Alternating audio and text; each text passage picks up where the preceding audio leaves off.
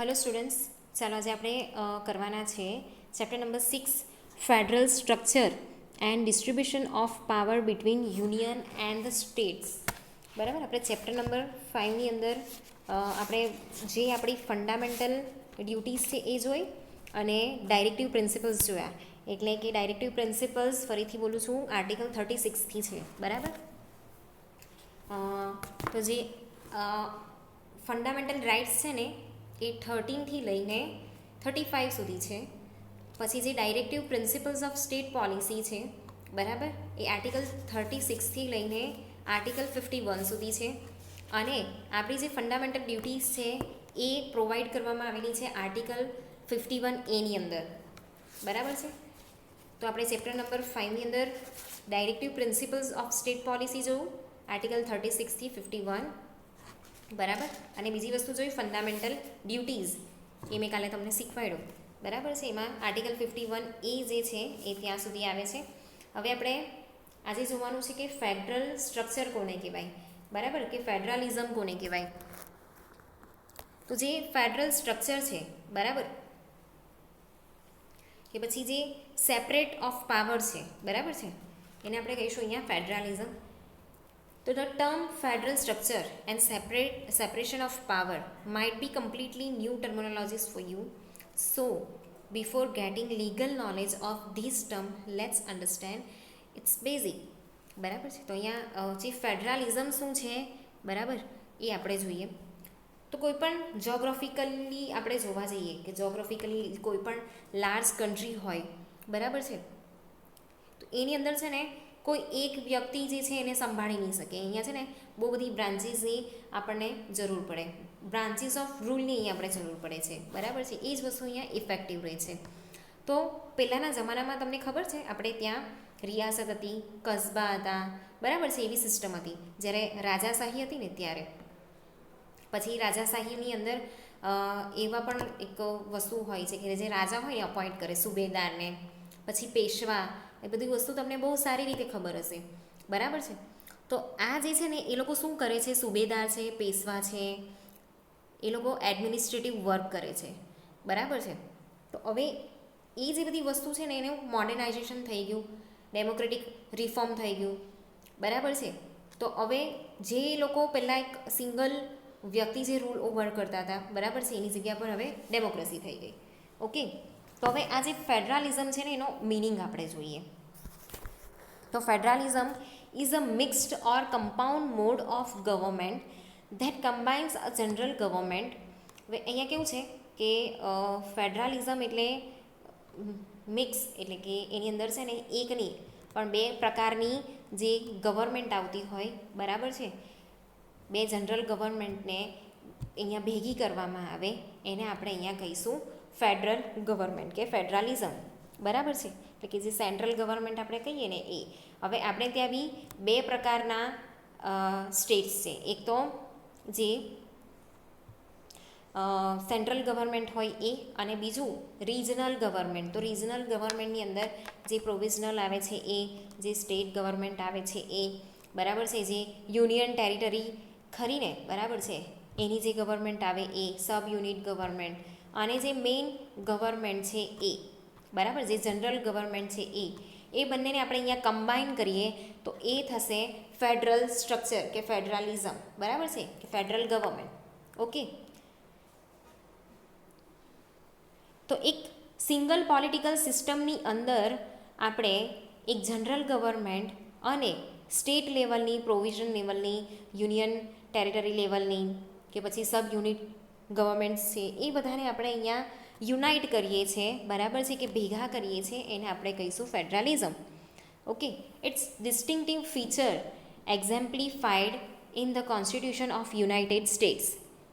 United સ્ટેટ્સનું જે constitution છે ને એ આ રીતે જ બનેલું છે. Is a relationship of parties it is a relationship of parity between the two levels of government established. અહીંયા બે ટાઈપની જે ગવર્મેન્ટ છે, બરાબર છે, એની અહીંયા પેરિંગ કરવામાં આવે છે.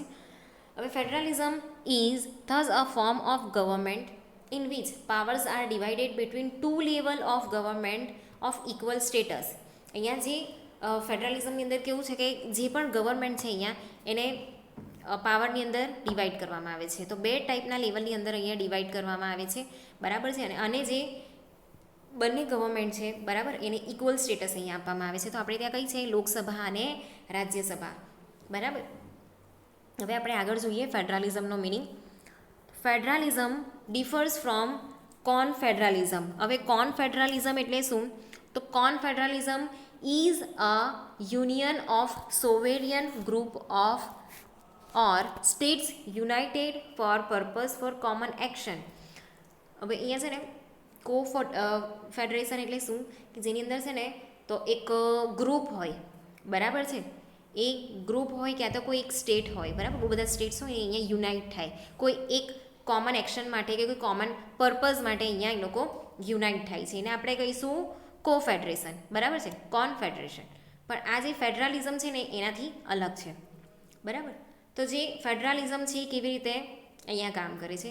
તો federalism differs from confederalism in which the general level of government is subordinate to the regional level and from devolution within the unitary state. હવે અહીંયા કેવું છે કે જે ફેડરલિઝમ જે વસ્તુ છે, બરાબર છે, એની અંદર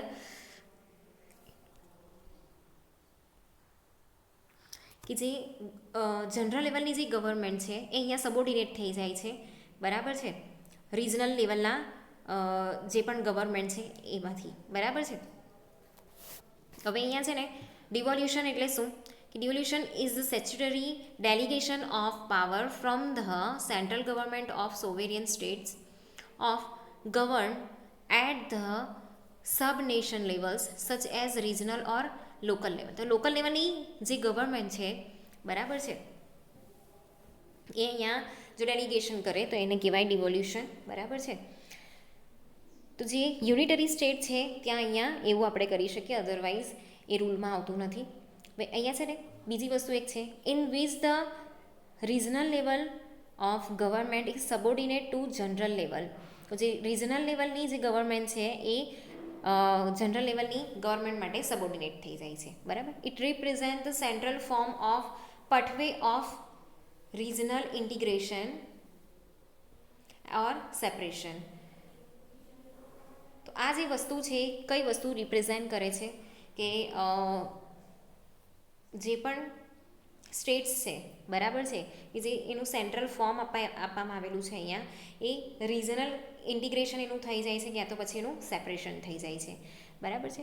bounded on the less integrated side of confederalism and on the more integrated side by devolution within the unitary states. તો જે યુનિટરી સ્ટેટ્સ છે, બરાબર છે, ત્યાં જે જનરલ ગવર્મેન્ટ છે એ સેકન્ડરી બની જાય છે, બરાબર છે. તો આવું થાય ને તો એ યુનિટરી સ્ટેટ બની જાય.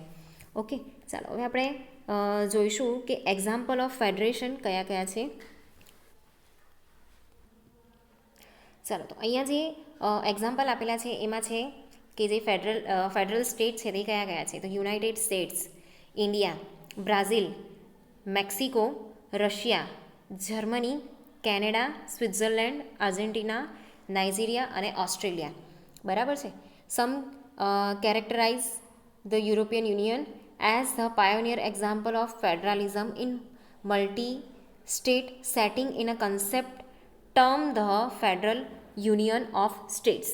બરાબર છે. તો જે ફેડરલિઝમ જે છે, બરાબર છે, એમાં બે પ્રકારની જે ગવર્મેન્ટ છે અહીંયા ભેગી થાય છે. તો એમાં આટલા સ્ટેટ્સ આવે છે, બરાબર છે, અને આ બધા જે સ્ટેટ છે એ ડેમોક્રેટિક છે. ચલો તો આપણે જોઈએ કે જે કઈ કન્ટ્રી એ જે છે એ ફેડરલિઝમ ક્યારે અપનાવેલી?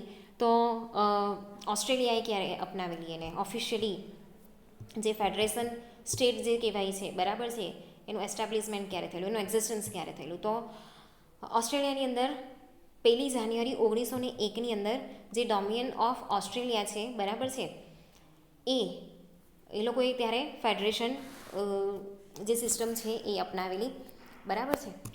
તો on January On 1 January 1901, the Dominion of Australia officially came into existence as a federation. The Australian continent was colonized by United Kingdom in 1788, which subsequently established six eventually self-governing and colonized there. In the 1890s, the governments of these colonies all held referendums on becoming the unified and self-governing Commonwealth of Australia. United કિંગડમવાળાએ બધાને જ ગુલામ બનાવી દીધેલા એવું લાગે છે.